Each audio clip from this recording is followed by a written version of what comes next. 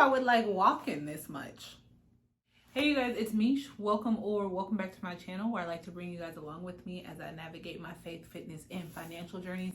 So today's video is geared towards a 30-day walking challenge that I'm on that I encourage you to participate with me. I will put the schedule right here on the screen in case any of you guys are interested after watching the video. But anyways, let's just hop straight into it. It's that simple. It's a 30-day walking challenge. I'm going to bring you guys along with me. Of course, I'm going to incorporate my daily devotionals.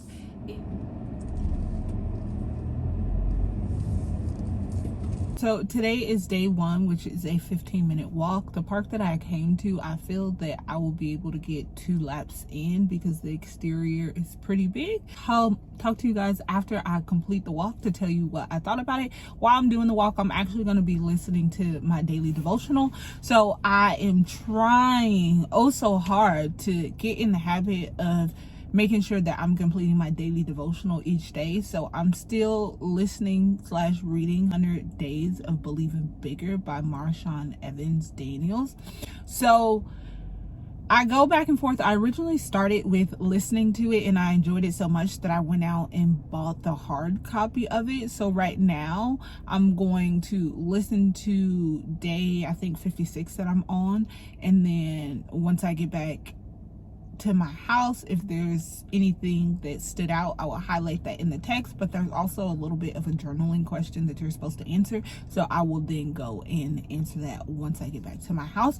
I'm trying to get in the habit, of pairing things together. So since I'm doing this 30-day walking challenge, I'm like, hey, let's try to solidify that habit or create that habit, whatever it is, of actually doing your daily devotional. And being that I'm going to be doing this for the next 31 days and 30 days, correction, 30 days. And I'll check back in with you guys once I complete my walk. It's only 15 minutes, so I'm not taking any water with me out of the car to have something in my hand. I'm just gonna drink a little bit here, and I think I can manage 15 minutes without taking a sip of water. Or a gulp, whatever that was. Y'all clock it.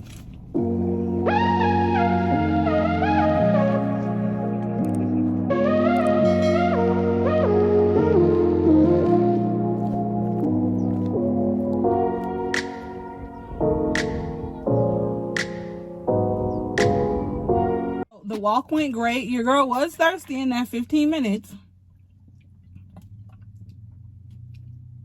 Won't make that mistake again. But day one down, 29 more days to go.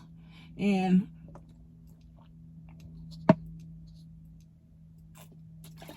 I do think I'm a little dehydrated because I woke up with a slight headache, and I think that's because yesterday I was ripping and running around. I didn't really have water with me. I was at the car lots and whatnot, so they did offer me water, as they should. Like Olivia and Vegas offer me some water. It's getting hot.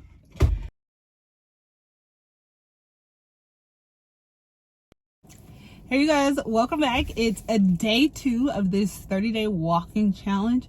So today is another 15-minute walk. I came to a new park today. I'm surprised at how many people were here. One, because Mother's Day, so happy Mother's Day. I'm gonna hurry up and get that done, and then I'm gonna head back to the house to do the journal part of my daily devotional, because as I said, I'm gonna be listening to it while I complete this walk. So let's go.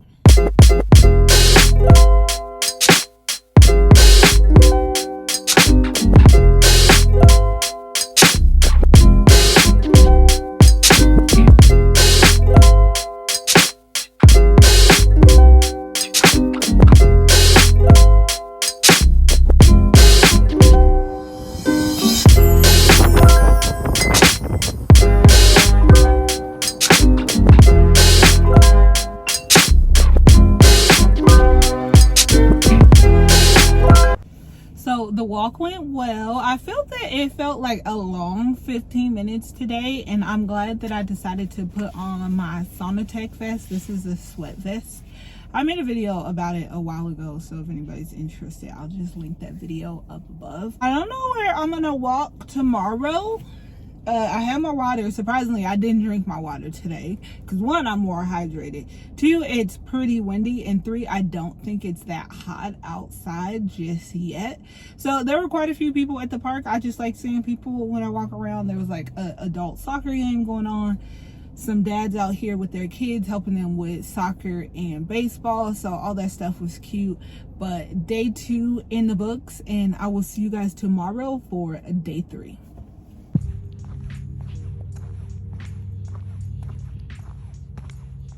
So for day 4, I did not get any footage, but a few things that I did want to share with you guys is from the Daily Devotional that actually stood out to me. So on one of the days, it talks about hoarding, and it says, so much of making a meaningful life shift is about emptying out. Hoarding is just another way we hold on to the old ways of thinking, living, and finding significance. Our stubbornness most reflects our areas of distrust, and what we hoard ends up being what God asks us to surrender to Him. And to me, as I said, I'm falling in love with this daily devotional every time that I pick it up, but it poses the question, can you think of something God is leading you to let go of? So I did my little journal there, but it's just like, why am I so attached to the old way of thinking? So is my old way of thinking bringing me so much comfort? But at the same time, it's just like, it can't be bringing me too much comfort because I have this new mindset and I'm trying to shift into that. So it's like my old ways are no longer serving me, but at the same time, they're still all I know. So that's where that kind of friction comes in, and then that self-doubt. Another thing that I liked in here that I highlighted was about distractions. So it says, fear is a master of distraction.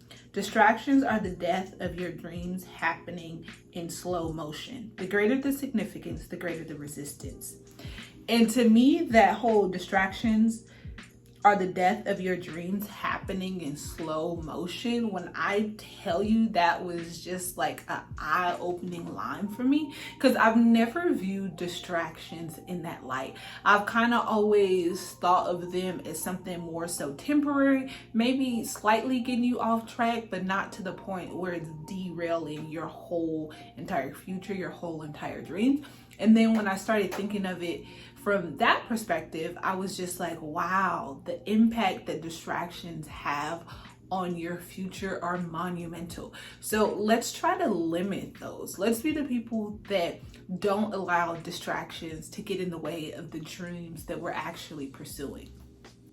From the people-pleasing section in here, I had highlighted, when a woman doesn't know her purpose, she settles. One thing I hate is settling. And sometimes I feel that we settle and we don't even know that we settle for something until we've kind of removed ourselves from the situation, or there's a little bit of distance and we have time to really sit down and reflect to see like, wow, like, why am I settling for this when I know that I'm capable of doing more, when I know that I'm capable of having more done for me?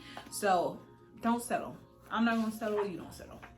And then the last thing that I wanted to share was from the shrinking portion of the daily devotional, which is day 60. And it says, our trust in God is not somehow separate from our belief in ourselves. Divine trust and self-belief are linked together by the umbilical cord of purpose.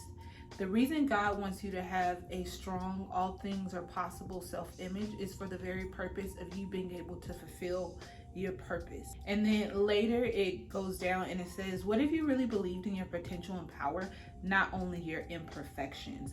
It talks about settling again. It says, if you don't learn to celebrate yourself, you'll settle for a life where you simply tolerate yourself. So those are just some of the things that I just find to be gems throughout this book. As I said, every day there's something that I'm highlighting. There's a question that's being posed to me. You see it and you're going to continue to see it because I'm on day 60 and this is 100 days. So obviously I have 40 more days all throughout the challenge. I will be reading this every day. In the comments below, let me know what you guys think of some of the things that I mentioned from this specific daily devotional. But let's get back to the actual walking challenge.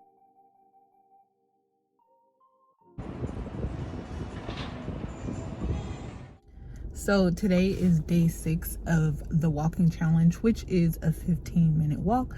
So right now I am in downtown Summerlin, which is like a shopping center. I'm gonna walk around. The stores don't open up until about 10, so there shouldn't be much traffic. There are people that are walking around right now and running, so I'm probably gonna do that for a little bit more than 15 minutes, and then I will pick back up the camera once I'm done with things. So as usual, I'm going to listen to my daily devotional for today, and then when I get back in the car, I actually brought the physical copy with me, so I will just do some journaling within the car.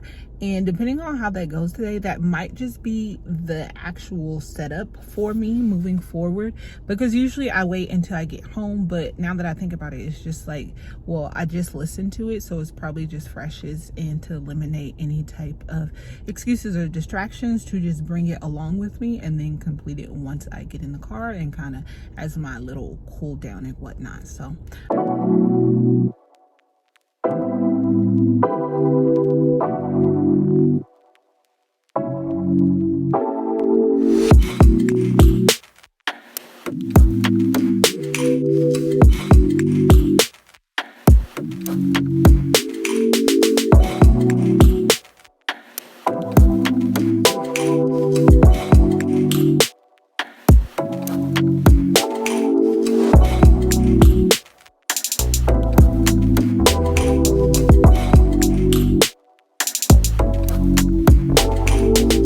let me say, I'm really proud of myself just for taking the initiative to participate in this walking challenge.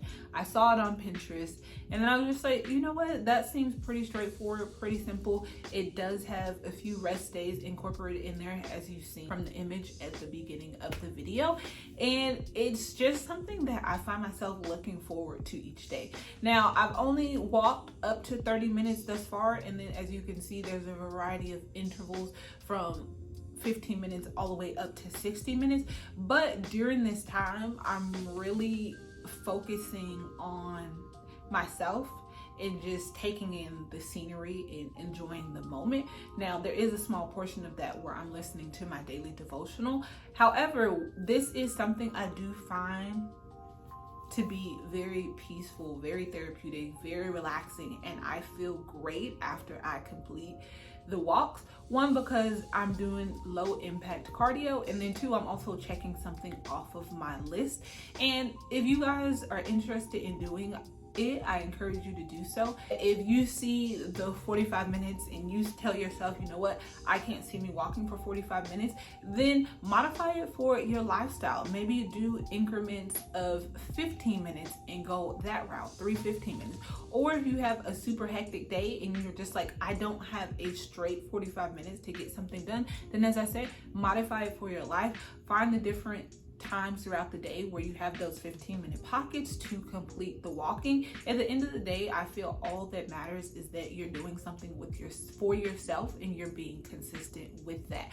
But you know, I hope that you guys enjoyed the video thus far. This is part 1, and it's a 30-day walking challenge. As usual, take time to enjoy your own journey, and I will catch you guys in the comments into the next video. Bye.